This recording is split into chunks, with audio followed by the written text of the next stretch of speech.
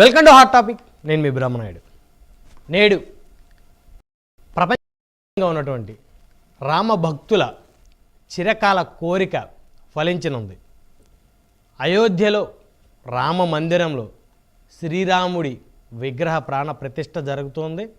అయితే ఎన్నో వందల సంవత్సరాల నాటి కళ హిందువులకైతే నేడు సాకారం అవనుంది. దీనికి సంబంధించి ప్రత్యేకమైనటువంటి చర్చ, అసలు ఎందుకు ఇన్ని సంవత్సరాలు లేట్ అయింది, రామ మందిరం యొక్క చరిత్ర ఏంటి అనేటువంటి అంశాలు చర్చిద్దాం. ఇదే వాళ్ళ హాట్ టాపిక్.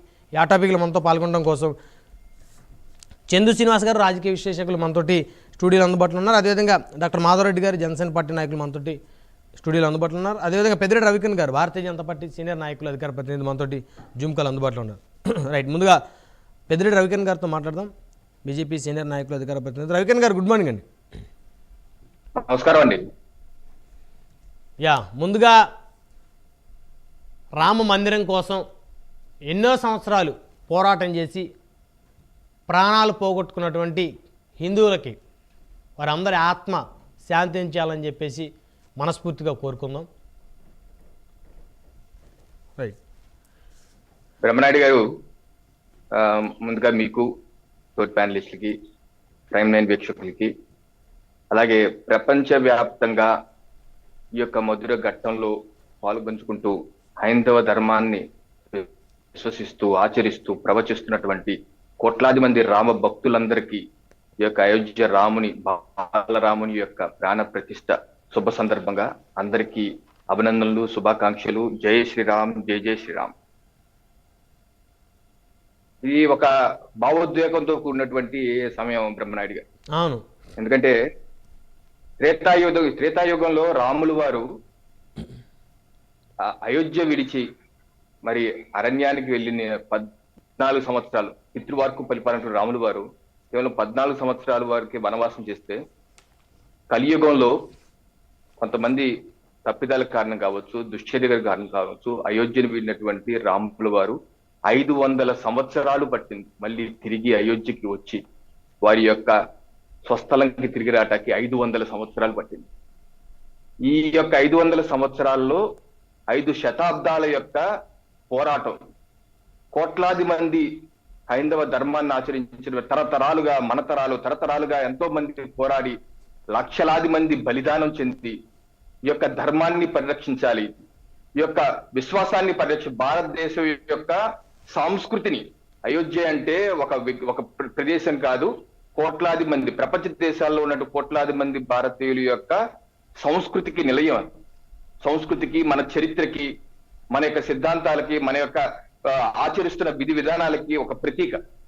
అటువంటి ప్రతీక ఏ రకంగా జెరూసలేం క్రిస్టియన్స్ కుందో, లేకపోతే మక్కా ముస్లింలకు ఉందో, హైందవులకి అయోధ్య అనేది అటువంటి ప్రదేశంలో మళ్ళీ తిరిగి బాలరాములు వారు రావటం, దాన్ని మనందరం వీక్షించేలా భగవంతుడు మనకి కరుణ కటాక్షాలు ప్రసాదించి మనం చూడగలగటం, నిజంగా పూర్వజన్మలో మనందరం ఏదైతే ప్రపంచ దేశాల్లో ఉన్నటువంటి హైందవులందరూ ఉన్నారో వారు పూర్వజన్మలో చేసిన సుకృతంగా నేను భావిస్తున్నాను.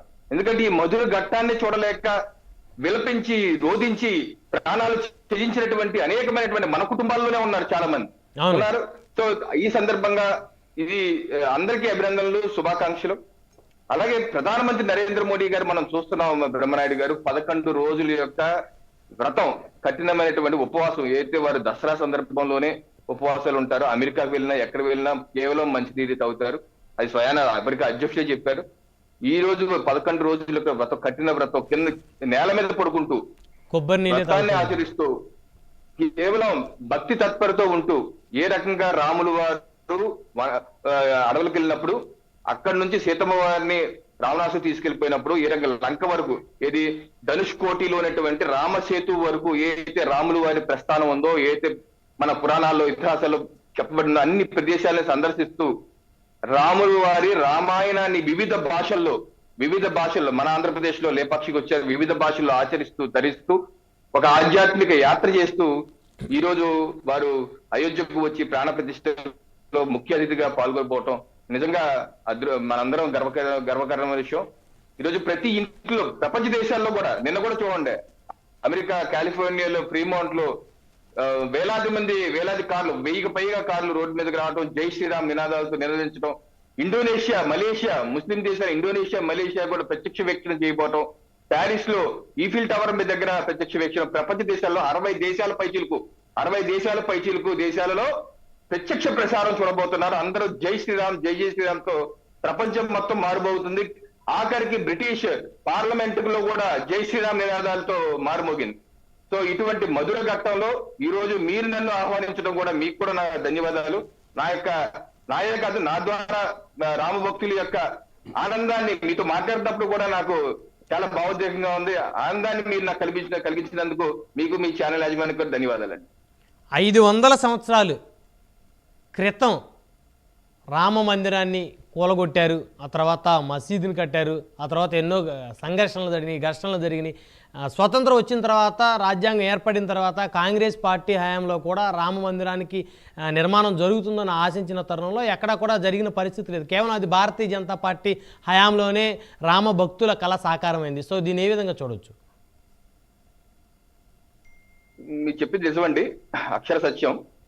ఎందుకంటే శతాబ్దాల క్రితం ఏ రకమైనటువంటి మత పోరాటాలు లేదా మత వ్యాప్తి కోసం ఏ రకమైన దండయాత్రలు, దురాగతాలు చేయటం మనం చూసాం. చాలా నాగరికతలు అంతరించిపోయినాయి. ఆ యొక్క దండయాత్రలో చాలా నాగరికతలు అంతరించిపోయింది. కానీ ఇన్ని శతాబ్దాల దాడి తర్వాత కూడా నిలబడి కలబడి ఉన్నటువంటి ధర్మం హైందవ ధర్మం మాత్రం.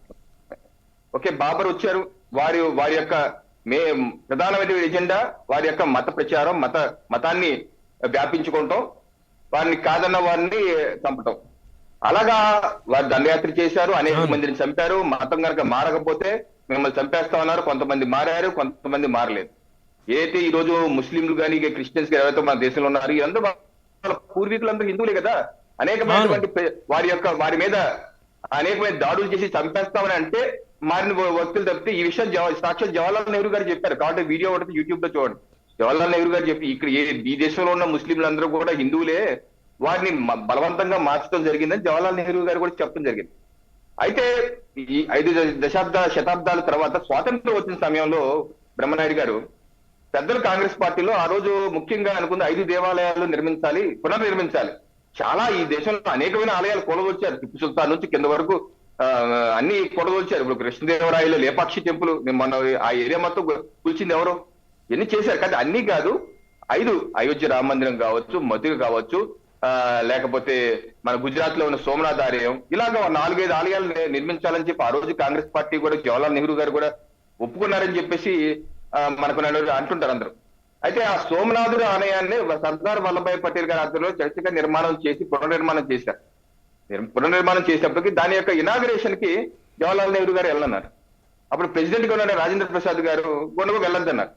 వెళ్ళొద్దంటే ఆయన ఒప్పుకోలేదు. ఇది నా ధర్మం సంబంధించింది, ఒక ధర్మానికి సంబంధించిన నా యొక్క ఆలయం ప్రారంభించుకుని నేనెందుకు వెళ్ళకూడదు అని చెప్పేసి రాష్ట్రపతి గారు వెళ్ళడం జరిగింది.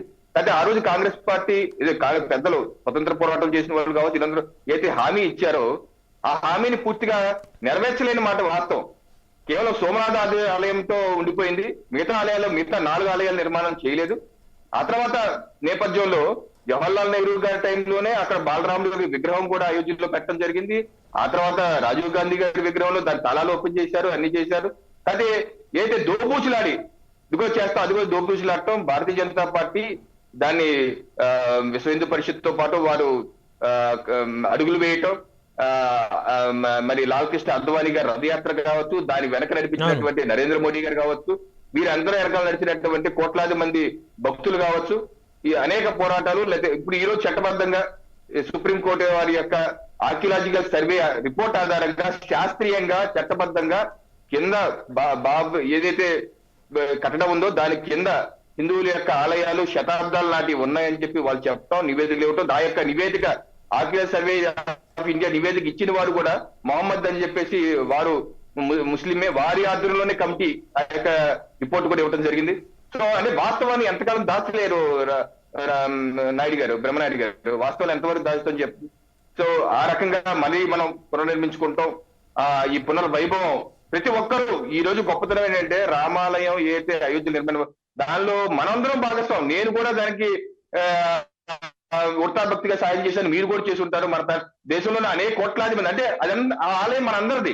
ఆ ఆలయ నిర్మాణం మనందరి యొక్క, హిందువులే కాదు హిందూయేతరులు కూడా దాని యొక్క విరాళాలు ఇవ్వటం జరిగింది. ఈ రోజు అందరూ పాల్గొంటున్నారు.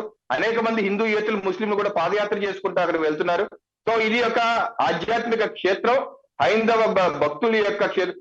జై శ్రీరామ్ అంటే ఒకటి బ్రహ్మణ, జై శ్రీరామ్ అంటే అది మతానికి సంబంధించింది కాదు. శ్రీరాముడు అన్నవారు ప్రజాస్వామ్య రూపానికి ప్రతీక. పితృవాకు పరిపాలకుడే కాదు, అత్యంత సమాజం అట్టడున్న వర్గాల యొక్క ఒక చాకలివాణి యొక్క మాటలు కూడా విలువనిచ్చిన వ్యక్తి. అంటే ఏంటి? ప్రజాస్వామ్యానికి ప్రతీక. అంటే ఆ శ్రీరాముని యొక్క రాజ్యంలో అందరికీ ప్రాధాన్యత, ప్రతి ఒక్కరికి వీరికి ఎక్కువ వారికి తక్కువ లేదు. శ్రీరాముడి రాజ్యంలో అందరి యొక్క భావాలు, పేద బడుగు బలహీన వర్గాలు కావచ్చు, సంపన్నులు పేదలు, అందరి యొక్క భావన. అంటే జై శ్రీరామ్ అంటే అది మతానికి కాదు, ప్రజాస్వామ్యం వర్ధిల్లాలి, ప్రజాస్వామ్యం వర్ధిల్లాలి, ప్రజల యొక్క భాగస్వామ్యం ఉండాలని నినాదానికి ప్రతీక. అందరినీ సమానంగా పరిపాలించిన వాడు శ్రీరాముడు. అలాంటి శ్రీరాముని స్మరణ అనేది ఈ దేశానికి చాలా అవసరం. రవికిరణ్ గారు ఏమంటారు? దేశానికే కాదు, ప్రపంచానికి కూడా. ఎందుకంటే అత్యంత ప్రాచీనమైనటువంటి ధర్మం హైందవ ధర్మం. ప్రపంచ దేశాలన్నిటికీ జ్ఞానాన్ని, విజ్ఞానాన్ని, ధర్మాన్ని ఏ సందర్భంలో అనేది, ఏ రకంగా ఒక వ్యక్తి యొక్క ఆచరణ ఉండాలి, ఏ రాజు ఎలా ఉండాలి, లేకపోతే భర్త ఎలా ఉండాలి, భార్య ఎలా ఉండాలి, పిల్లలు సమాజం ఎలా ఉండాలి అన్నటికి ఒక దిక్సూచి ఇచ్చి విశ్వ మానవాళిని నడిపించినటువంటి మహానుభావుడు భగవంతుడు శ్రీరాముడు. అటు శ్రీరామ నామం కావచ్చు, రామాయణం కావచ్చు, విశ్వానికే అది ఒక మార్గదర్శకంగా అయితే మనమే కాదు ప్రపంచ దేశాలు భావిస్తారు. ఈ రోజు ఇండోనేషియా లాంటి దేశాల్లో కూడా రామలీల జరుపుకుంటారు ప్రతి సంవత్సరం. ఎందుకని? వాళ్ళ పూర్వీకులందరూ రామ భక్తులే కాబట్టి. సో అలాగే చాలా ఇప్పుడు మతాలు మారుండొచ్చు, ఇప్పుడు మతం మారుండొచ్చు బ్రహ్మనాయుడు గారు, కానీ యొక్క మన విశ్వాసాలు, మన పూర్వీకులు, మన చరిత్ర మనం మార్చుకోలేం కదా. మన చరిత్ర మన విశ్వాసాలు మార్చుకోలేము, మన యొక్క రక్తాన్ని మార్చుకోలేము, మన తరాలు మార్చుకోలేము. సో ఆ రకంగా రామ మార్గంలో ప్రపంచ శాంతి నెలకొల, అలాగే ప్రపంచంలో అందరికీ, భారతదేశంలో ప్రతి ఒక్కరికి అన్ని అవకాశాలు దక్కాలన్నదే శ్రీరామనామానికి ప్రతిరూపంగా అయితే మనందరం భావించాలి బ్రహ్మనాయుడు గారు. కేవలం